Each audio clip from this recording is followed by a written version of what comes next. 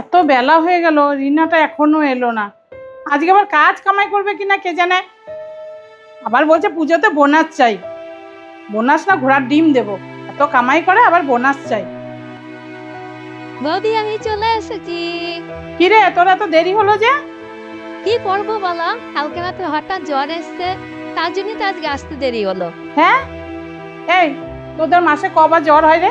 লোকের বাড়িতে কাজ করি, এই যে এত বৃষ্টি হচ্ছে, ভিজে ভিজে কাজ করতে হয়। তুমি আর কি বুঝবে বলো গরিবের কষ্ট। ঠিক আছে ঠিক আছে, তাড়াতাড়ি কাজ কর, অনেক দেরি হয়ে গেছে, আমাকে আবার টিফিন বানাতে হবে। আর বৌদি চিন্তা করো না, আমি এক্ষুনি সব কাজ করে দেবো। আর শুনো, তার আগে তুমি আমাকে একটুখানি চা দাও আর একটুখানি মুড়ি দাও না, বড্ড খিদে পেয়েছে। কেন বলো তো, কালকে রাতে জ্বর আসছিল না, কিছু খেতে পারিনি, আজকে বড় খিদে পেয়েছে, একটু তাড়াতাড়ি করো। কাজের লোক নাই তো, মনে হচ্ছে অতিথি এসেছে, এখন আবার ওনাকে সেবা করতে হবে। কিছু বললে বৌদি? না না, তোকে কিছু বলিনি, তুই কাজ শুরু কর, আমি তোকে চা করে দিচ্ছি। ও আচ্ছা ঠিক আছে। এই নে রিনা, তো চা মুড়ি খেয়ে নে। আসছে বৌদি, এই তো বাসন মাজা হয়েই এসছে।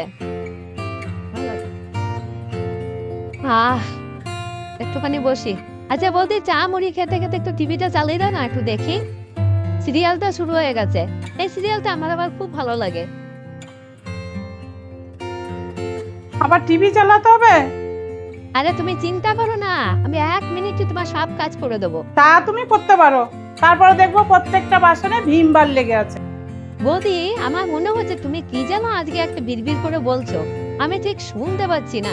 যাকগে, তুমি যা বলো বলো, আমি আগে টিভিটা তো দেখে নিই। এই তো সিরিয়াল দেখা হলো, তাহলে তাড়াতাড়ি কাজগুলো উদ্ধার করো আমার।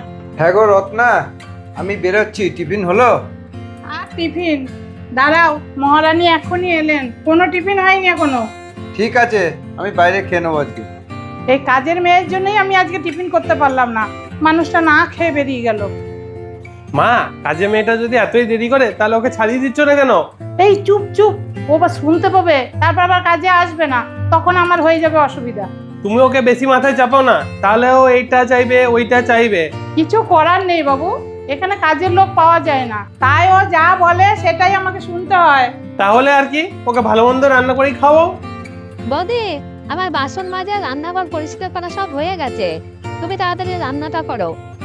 ভাবছি আজকে সব কাজ একেবারে সেরে দিয়েই যাব, আর পরে আসবো না। তুমি তাড়াতাড়ি রান্নাটা করো, আমি টিফিনটা খেয়েই বেরো। আবার টিফিন?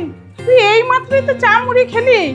আরে বললাম না, কালকে একটা জ্বর হয়েছিল, তাই বারবার খিদে পাচ্ছে, আমি ঘর দৌড় পরিষ্কার করতে গেলাম। আর শোনো বৌদি, এবার পুজোতে কিন্তু আবার 5,000 টাকা বোনাস লাগবে। হ্যাঁ, 5,000 টাকা? এত টাকা লাগে নাকি তোর শাড়ি কিনতে?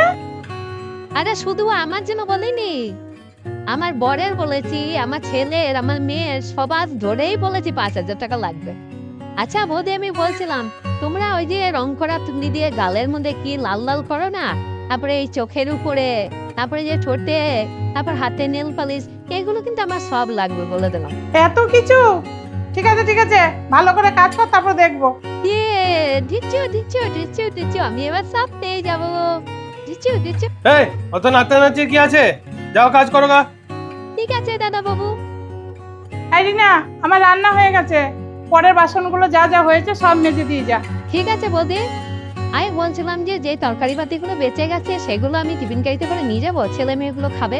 ঠিক আছে নিয়ে যা, আর বাসনগুলো গুছিয়ে রেখে যাবি, যাবার সময় দরজাটা টেনে দিয়ে যাবি, আমি পরে লাগিয়ে দেবো। আচ্ছা ঠিক আছে। এখন আমি শুতে যাচ্ছি। বৌদি আমি আসছি, দরজাটা টেনে দিয়ে যাচ্ছি, তুমি লাগিয়ে দিও পরে। বৌদি কালকে তাড়াতাড়ি আসবো, চিন্তা করো না। কত তাড়াতাড়ি আসবি সেটা আমার ভালো করে জানা আছে।